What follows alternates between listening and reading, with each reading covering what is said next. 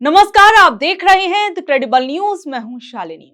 आजकल देश में एक अजीब सा माहौल बन गया है। कहीं लोग टंकी लेकर पेट्रोल पंप पर खड़े हैं तो कहीं बाल्टी, ड्रम, यहां तक कि टेंट के बर्तन तक भरकर पेट्रोल डीजल जमा किया जा रहा है। कहीं कहीं तो हालात ऐसे हो गए हैं कि लोग आपस में भिड़ रहे हैं, जूतम पैजार तक की नौबत आ गई है।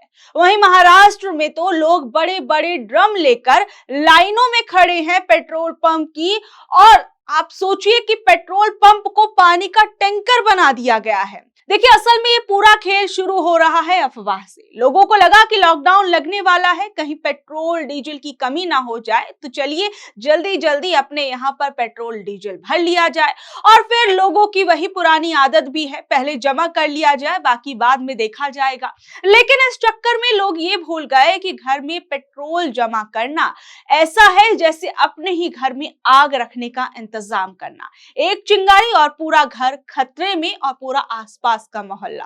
अब सरकार की तरफ से जो बयान आए हैं वो थोड़ी राहत देने वाले हैं। निर्मला सीतारमण, किरण रिजिजू और हरदीप सिंह पुरी तीनों ने साफ कहा है कि कोई लॉकडाउन नहीं लगने वाला। नरेंद्र मोदी खुद स्थिति पर नजर बनाए हुए हैं। और सबसे अहम बात, देश के पास करीबन 60 दिन का पेट्रोल डीजल स्टॉक मौजूद है, यानी अभी सूखा नहीं पड़ने वाला है। लेकिन सवाल यह है कि अगर सब कंट्रोल में है तो ये अफवाह फैली कैसे?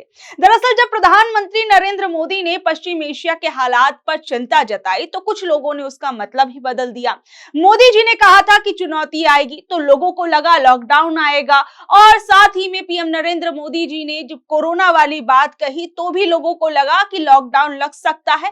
तो ऐसे में लोगों में पैनिक फैल गया और लोग पैनिक बाइंग करने लगे और चीजों का स्टॉक जो है वो अपने पास रखने की कोशिश करने लगे। और जिस कारण से हम देख रहे हैं कि कहीं ना कहीं पेट्रोल पंप पर लंबी लंबी लाइनें लग रही हैं। लोग ज्यादा से ज्यादा पेट्रोल पंप से पेट्रोल और डीजल जो है वो स्टॉक करके रख लेना चाहते हैं। लोगों में एक खास आदत होती है, जैसे ही कोई सुनता है कि कमी हो सकती है तो वो खुद ही कमी पैदा करने निकल पड़ते हैं। पेट्रोल खत्म होने से पहले ही लोग उसे खत्म करने में जुट जाते हैं। यानी डर असली नहीं होता, लेकिन भीड़ उसे असली भी बना देती है। कई बार सरकार ने कहा कि जमाखोरी मत करिए, पैनिक मत फैलाइए, लेकिन जमीन पर क्या हो रहा है? लोग ड्रम भर रहे हैं, लड़ाई कर रहे हैं और खुद ही हालात बिगाड़ रहे हैं। देखिए, हर कोई अगर सोचिए 10-10 लीटर एक्स्ट्रा भर लेगा अगर पेट्रोल वगैरह, तो फिर असली कमी तो खुद ही देश के अंदर पैदा हो जाएगी। देखिए, लेकिन ऐसा भी नहीं मैं कह रही कि सब कुछ बहुत नॉर्मल है, कोई दिक्कत नहीं है। लोग अभी भी एलपीजी सिलेंडर की लाइन में लगे हुए हैं। और यहाँ तक कि विपक्ष का जो बयान है वो भी सामने आ रहा है। राहुल गांधी ने कहा था कि मोदी जी ने कह दिया है कोविड जैसा समय आने वाला है। कोविड में जो किया वो भूल गए कि कितने लोग मरे थे, कैसी दुखद स्थिति हुई थी। वहीं मल्लिकार्जुन खड़गे ने कहा कि कोविड महामारी के दौरान हुई दुखद पीड़ा को नहीं भुलाया जा सकता, जब 40 लाख से ज्यादा जानें चली गई थी। अनगिनत नागरिक ऑक्सीजन जैसी बुनियादी जरूरतों के लिए संघर्ष कर रहे थे। ऐसे में पीएम क्या 140 करोड़ भारतीयों को एक बार फिर खुद ही ऊर्जा संकट के साथ साथ भोजन, उर्वरक और महंगाई के बढ़ते दबाव जैसे संकट का सामना करने के लिए कह रहे हैं। आप देखिए, जहां विपक्ष का ये बयान सामने आया, वहीं दूसरी ओर आप देखिए मध्य प्रदेश के देवास से एक ऐसी खबर आई जिसे सुनकर आप कहेंगे कि इस पर हंसे या सोचें। पेट्रोल पंप पर इतनी लंबी लाइन लगी थी कि एक युवक ने गाड़ी ही छोड़ दी और सीधे घोड़े पर सवार होकर ऑफिस के लिए निकल गया। और उधर मध्य प्रदेश के उमरिया में तो हालात और भी फिल्मी हो गए। लोग सुबह सुबह एलपीजी सिलेंडर लेने के लिए लाइन में खड़े थे, तभी अचानक मधुमक्खियों ने हमला कर दिया। अब बेचारे लोग सिलेंडर छोड़कर अपनी अपनी जान बचाने के लिए निकल गए।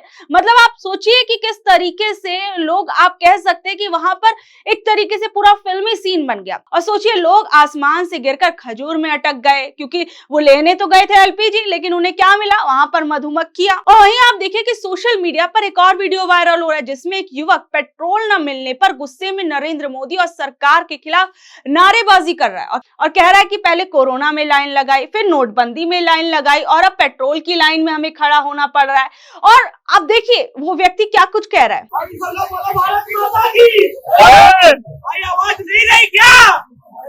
हुआ है, मीडिया बोलती थी हुआ है, मेरे देश के सिपाही हुआ, भारत माता की नारा लगाओ। अरे यार, कब तक सोते रहोगे? आजाद भारत में कब तक सोते रहोगे? तेल की समस्या, नोटबंदी की समस्या, कोरोना की समस्या, कब तक लड़ते रहोगे? एक गरीब पर परिवार का तब तक लड़ता रहे। किसान की खेती का समय आ गया है, तब तक लड़ते रहोगे झूठी सरकार से। आवाज उठाओ, तो मैं तो पक्षों में आवाज उठाओ, लड़ो, अपने हक की लड़ाई लड़ो। ये लड़ुआ की सरकार है, अभी भी आपको चैन से सोने नहीं देगी, ये हम कहते हैं। आवाज है, देखो जोर से लगाओ, भारत माता की, भारत माता की, बहुत ताकत। अब किसानों की लड़ाई लड़ो, अभी तो किसान की बारी है, गेहूं की दवाई है, सरसों की दवाई है, अभी ये सब बाकी है। ताकत लगा दो, अभी तो असली खेल है, अभी दवाई के लिए मरना है, दवाई के लिए मरना है। अभी तो ये नमूना दिखाई है सरकार, अभी जोर से बोलो। यानी लोगों का दुख दर्द आप समझ सकते हैं कि किस तरीके से लोग परेशान भी हो रहे हैं। देखिए, सरकार कह रही है कि कोई कमी नहीं है, सब कुछ कंट्रोल में है, यानी ऊपर से ये कहा जा रहा है कि सब कुछ ठीक है और नीचे ग्राउंड पर लोग जो है लेकिन लाइन में खड़े हुए नजर आ रहे हैं। कोई घोड़े पर जा रहा है, कहीं मधुमक्खियों से लोग बसते हुए नजर आ रहे हैं एलपीजी सिलेंडर की लाइन में। लेकिन अब कहीं ना कहीं जो ये सिचुएशन थी आम आदमी के लिए कंफ्यूजन भरी स्थिति थी। और सबसे बड़ी बात देखिए कि ये आधा खेल अफवाह का भी है, आधा हमारे रिएक्शन का है। जैसे ही हमें सुनाई देता है कि कमी हो सकती है, लोग खुद ही कमी पैदा करने भी निकल पड़ते हैं। पेट्रोल चाहिए 2 लीटर लेकिन भरवा लेंगे 10 लीटर, फिर बोलते हैं कि भैया शॉर्टेज हो गई है। तो ये पूरी कहानी आप समझिए कि किस तरीके से एक तरफ जो सिचुएशन बनी है वो तो हो ही रही है। बहुत सारी स्थितियां जो है इस वक्त मिडिल ईस्ट के अंदर सही नहीं चल रही है, उसके चलते कई देशों को इसका नुकसान भी भुगतना पड़ रहा है। लेकिन दूसरी तरफ इन तमाम चीजों के अंदर आग में घी डालने वाला काम ये करती हैं अफवाहें। ऐसे में लोगों को अफवाहों से भी बचना चाहिए। देखिए, सरकार कह रही है कि पैनिक मत करिए, दूसरी तरफ जनता कह रही है कि पहले स्टॉक कर लो फिर बाद में देखेंगे। और इसी चक्कर में कोई घोड़े पर ऑफिस जा रहा है, कोई मधुमक्खियों से भाग रहा है और कोई कैमरे के सामने गुस्सा निकाल रहा है। यानी देश में अभी पेट्रोल से ज्यादा कंफ्यूजन की स्थिति जो है वो चल रही है। क्योंकि कई बार क्या होता है, लोगों के पास मैसेज आते हैं, लोग उसे ही ब्रेकिंग न्यूज मान लेते हैं। लेकिन अब जो है कहीं ना कहीं सरकार की मंत्री आकर कह रहे हैं कि कुछ अभी दिक्कत नहीं है, सब कुछ जो है वो स्थिति नॉर्मल है।